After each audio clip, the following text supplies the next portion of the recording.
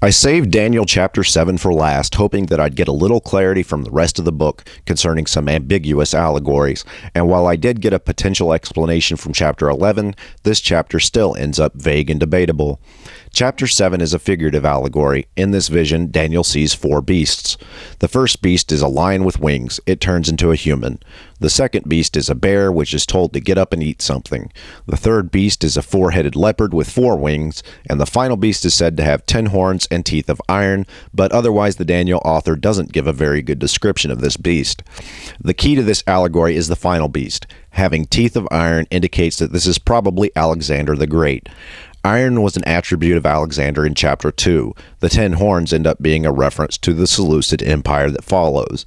The 4-headed leopard is debatable. However, in chapter 11, the author states that there are 4 Persian kings after Cyrus, and it's likely he's talking about these kings. The second beast, which is a bear, is probably Cyrus himself. He's told to eat the first beast, and the first beast is probably a reference to the Babylonian Empire.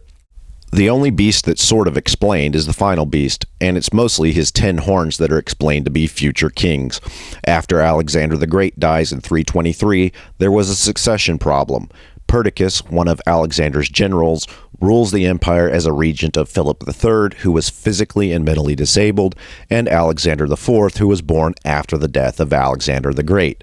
Perdiccas was killed after a couple years, and the empire began breaking up into its post-Alexander parts. Counting backwards from Antiochus Epiphanes, there are at least 8 verifiable Seleucid kings.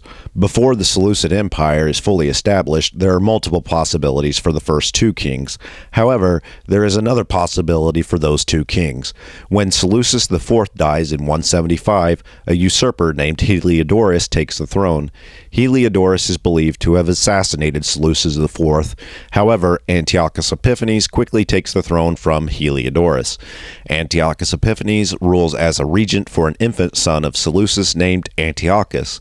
Antiochus Epiphanes eventually has this child killed and takes full control of the Seleucid Empire.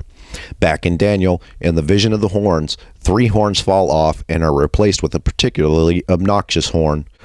The 3 horns displaced by Antiochus Epiphanes are probably Heliodorus, the infant Antiochus, and perhaps Seleucus IV, who was assassinated.